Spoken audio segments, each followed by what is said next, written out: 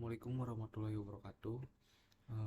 Perkenalkan, nama saya Hengki dengan NIM 3411221064.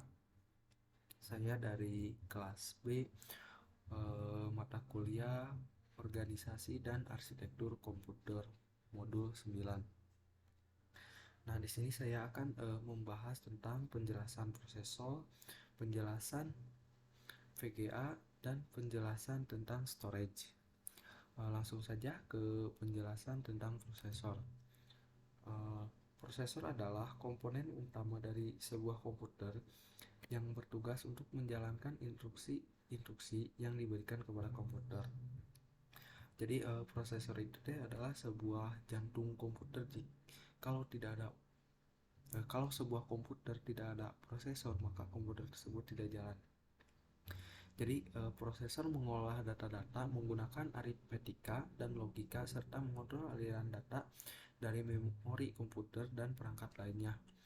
Prosesor dapat dibagi menjadi beberapa tipe berdasarkan kecepatan, jumlah inti, dan arsitektur. Oke, lanjut. Nah, di sini ada sebuah prosesor yang sangat terkenal saat ini, yaitu ada tim biru dan tim merah. Tim biru adalah Intel Core dan tim merah adalah AMD. Kedua prosesor ini tentunya memiliki jenis-jenisnya masing-masing. Seperti kalau Intel ada Intel Core Core 3, Core i7 dan lainnya. Lalu AMD juga sama, ada AMD Ryzen 3, Ryzen 5, Ryzen 7, 9 yang terbaru. Oke, lanjut saja, kita langsung ke pembahasan, yaitu tentang prosesor Intel. Prosesor Intel adalah sebuah jenis prosesor yang diproduksi oleh perusahaan teknologi bernama Intel. Intel merupakan salah satu produsen prosesor terkemuka di dunia yang menawarkan berbagai tipe prosesor untuk berbagai jenis komputer. Mulai dari komputer desktop hingga komputer portable dan server. Prosesor Intel dibagi menjadi beberapa generasi berdasarkan tahun rilis dan teknologi yang digunakan. Contohnya adalah prosesor Intel Core, yang merupakan salah satu prosesor terpopuler di pasaran saat ini. Prosesor Intel juga dapat dibagi menjadi beberapa tipe berdasarkan kecepatan, jumlah inti, dan arsitektur. Nah, di sini ada kekurangan dan kelebihan dari prosesor Intel. Yang pertama, kelebihan dari prosesor Intel. Nomor satu yaitu kinerja yang tinggi. Proses Intel biasanya memiliki kinerja yang lebih tinggi dibandingkan prosesor merek lainnya.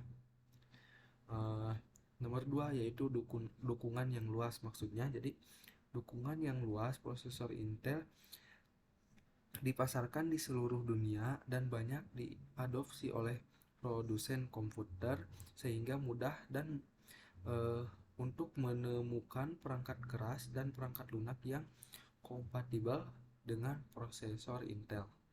Nomor tiga, kompatibilitas yang baik. Prosesor Intel biasanya kompatibel dengan motherboard yang berbeda-beda sehingga mudah dan untuk mengganti atau memperbaiki prosesor Intel tersebut. Lalu ada kekurangannya. Yang pertama, harga yang lebih mahal. Nomor dua,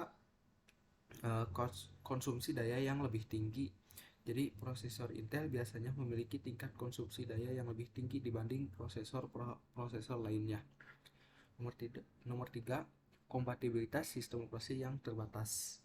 Jadi beberapa prosesor Intel hanya kompatibel dengan sistem operasi tertentu, sehingga pengguna mungkin harus menggunakan sistem operasi yang ditentukan oleh komputer.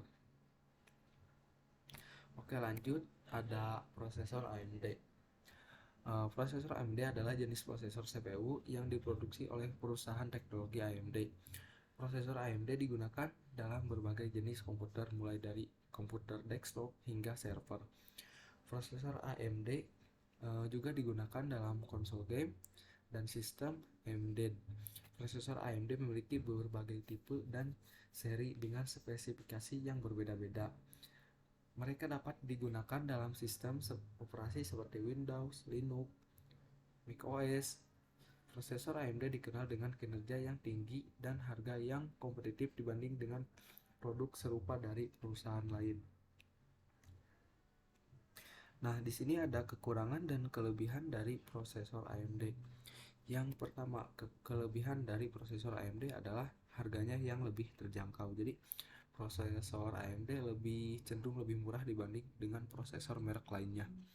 Nomor 2, kinerja yang baik untuk gaming. Jadi, prosesor AMD ini teh lebih cocok, itu lebih bagus untuk pengguna yang ingin menggunakan komputernya untuk bermain game.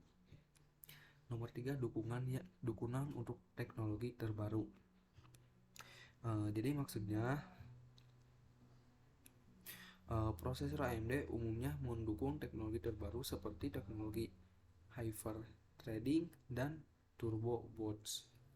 Kekurangan dari prosesor AMD yang pertama, kinerja yang kurang baik dalam beberapa aplikasi. Nomor 2, overclock yang lebih sulit. Dan nomor 3, dukungan driver yang kurang baik. Nah, jadi mana yang lebih baik dari kedua prosesor antara Intel dan AMD? Tentu saja jawabannya tidak bisa dijawab karena kembali lagi kepada diri kita masing-masing, kepada pembelinya. Pilihan terbaiknya tergantung pada kebutuhan dan preferensi masing-masing pengguna. Sebagai contoh, jika kita ingin membeli prosesor untuk gaming, maka prosesor AMD mungkin lebih cocok untuk kita. Namun jika Anda ingin membeli prosesor untuk keperluan editing, video, rendering, maka prosesor Intel mungkin lebih cocok untuk Anda. Nah, selanjutnya ada tentang VGA atau Video Graphic Adapter. VGA adalah perangkat keras komputer yang berfungsi menerjemahkan tampilan ke layar monitor. VGA juga sering disebut sebagai kartu grafis. VGA digunakan untuk merujuk ke resolusi layar 640 x 480. Terlepas dari produsen perangkat keras grafis kartu grafis, untuk proses desain grafis atau bermain video game diperlukan kartu grafis berdaya tinggi. Selain itu, VGA dapat merujuk pada konektor VGA 15 pin yang masih banyak digunakan untuk mengirimkan sinyal video analog ke monitor. Nah, di sini ada dua macam VGA yang saat ini sedang populer, yaitu ada Nvidia sama AMD Radeon. Ada Nvidia. Nvidia adalah perusahaan teknologi yang memproduksi perangkat keras dan perangkat lunak yang digunakan dalam bidang kecerdasan buatan atau AI dan deep learning. Perusahaan ini terutama terkenal karena produksi kartu grafis komputer yang sangat berkualitas tinggi. Nah, Nvidia juga memproduksi perangkat keras dan perangkat lunak yang digunakan dalam bidang kecerdasan buatan seperti sistem AI untuk mobil, robot, dan sistem pembelajaran mesin. Nah, di sini ada kekurangan dan kelebihan dari Nvidia. Yang pertama, kelebihannya yaitu performa lebih tinggi. Kartu grafis Nvidia dianggap memiliki performa yang lebih baik dibanding dengan kartu grafis lainnya.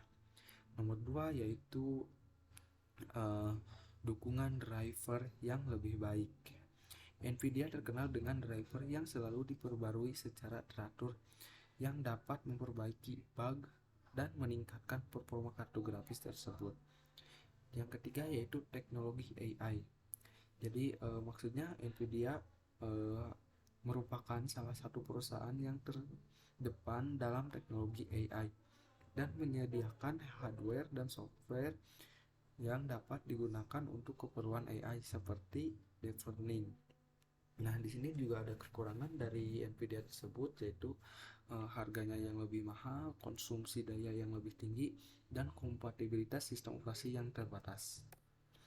Lalu selanjutnya ada Radeon. AMD Radeon adalah sebuah seri kartu grafis yang diproduksi oleh Advanced Micro Devices atau AMD. Kartu grafis merupakan komponen perangkat keras yang terdapat dalam komputer yang bertugas untuk mengelola dan menampilkan data grafis. AMD Radeon dapat meningkatkan kinerja komputer dengan menangani tugas-tugas yang diberikan dengan pemrosesan grafis seperti menampilkan game, menjalankan aplikasi grafis atau menonton video dengan resolusi tinggi. Nah, juga di sini ada kekurangan dan kelebihan dari AMD Radeon. Yang pertama, kelebihannya yang pertama yaitu harganya yang lebih terjangkau. Jadi AMD Radeon ini harganya cenderung lebih murah gitu dibanding dengan VGA lainnya. Yang kedua, konsumsi daya yang lebih rendah, dan yang ketiga, kompatibilitas sistem yang lebih baik. Nah, di sini juga ada kekurangan dari AMD Radeon. Yang pertama yaitu performa yang lebih baik, yang lebih rendah, dukungan driver yang kurang baik, dan teknologi AI yang kurang maju. Nah, jadi kesimpulannya pilihan terbaik antara Radeon dan Nvidia tergantung pada kebutuhan dan budget kita. Jika kita mencari kartu grafis dengan kinerja yang tinggi untuk aplikasi yang menggunakan banyak pemrosesan paralel, Nvidia mungkin menjadi pilihan yang terbaik. Namun jika Anda mencari kartu grafis yang harganya lebih terjangkau, Radeon mungkin menjadi pilihan yang tepat. Next, selanjutnya ada storage. Storage adalah tempat penyimpanan data atau informasi secara digital. Storage dapat berupa hard drive, flash drive, atau media penyimpanan lainnya yang digunakan untuk menyimpan data secara digital. Storage juga dapat diartikan sebagai perangkat keras atau perangkat lunak yang digunakan untuk menyimpan data atau informasi secara digital.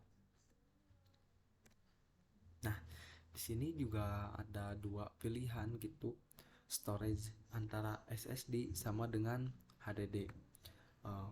Kita akan bahas dua-duanya. Lanjut, di sini ada storage SSD. Storage SSD atau Solid State Drive adalah jenis storage yang menggunakan chip memori non-volatil sebagai media penyimpanannya. SSD tidak memiliki bagian bergerak seperti hard drive yang menggunakan platter dan head untuk menyimpan dan mengakses data. Karena tidak memiliki bagian bergerak, SSD lebih cepat dalam mengakses data dan lebih tahan terhadap goncangan dibanding dengan hard drive. Selain itu, SSD juga lebih hemat energi dan mengeluarkan panas yang lebih sedikit dibanding dengan hard drive. Nah, di sini juga ada kelebihan dan kekurangan dari SSD. Untuk kelebihannya, nomor pertama yaitu kecepatannya yang sangat tinggi dibandingkan dengan hard drive. Nomor 2, tahan terhadap goncangan sehingga lebih tahan lama. Jadi kita menggunakan juga tidak takut tergoncang gitu. Nomor 3, hemat energi dan mengeluarkan panas yang lebih sedikit. Dan nomor 4, tidak memiliki bagian bergerak sehingga lebih tahan terhadap kerusakan.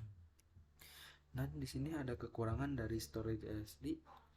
Yang pertama, harga yang lebih mahal dibanding dengan hard drive dengan kapasitas yang sama.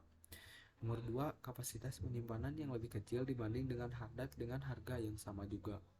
Nomor 3, teknologi yang masih terbilang baru sehingga masih terdapat kemungkinan terjadi kegagalan. Dan nomor 4, perlu waktu yang lebih lama untuk menulis data ke dalam SSD dibanding dengan hard drive. Nah, di sini juga ada storage HDD. HDD atau hard disk drive adalah jenis storage yang menggunakan platter berputar dengan head yang bergerak untuk menyimpan dan mengakses data. HDD sering disebut juga sebagai hard disk atau hard disk drive. HDD merupakan media penyimpanan yang paling banyak digunakan pada komputer dan perangkat elektronik lainnya. Nah, di sini juga ada kekurangan dan kelebihan dari storage HDD. Yang pertama, harganya yang lebih murah dibanding dengan SSD. Nomor 2, kapasitas penyimpanan yang lebih besar dibanding dengan SSD. Nomor 3, teknologi yang sudah teruji dan terbukti handal. Nomor 4, dapat dengan mudah ditemukan di pasaran dan mudah ditemukan suku cadangannya jika terjadi kerusakan. Dan di sini juga ada kekurangannya. Yang pertama, kecepatan yang lebih rendah dibanding dengan SSD, rentan terhadap goncangan, dan hemat energi dan mengeluarkan panas yang lebih sedikit dibanding SSD. rentan terhadap kerusakan jika terjadi goncangan yang cukup keras. Nah, pilihan terbaiknya tergantung juga kepada budget dan kebutuhan kita. Jika budget kita terbatas, maka HDD mungkin jadi pilihan yang utama karena harganya lebih murah dibanding dengan SSD dengan kapasitasnya yang sama. Namun jika budget Anda tidak terlalu terbatas, maka SSD mungkin lebih cocok karena memiliki kelebihan-kelebihan lain seperti kecepatannya yang lebih tinggi dan tahan lama terhadap goncangan. Jika Anda membutuhkan media penyimpanan dengan kapasitas yang lebih besar, maka HDD mungkin lebih cocok karena memiliki kapasitas penyimpanan yang lebih besar dibanding dengan SSD dengan harga yang sama. Mungkin sekian yang dapat saya sampaikan. Mohon maaf bila masih banyak kesalahan. Assalamualaikum warahmatullahi wabarakatuh.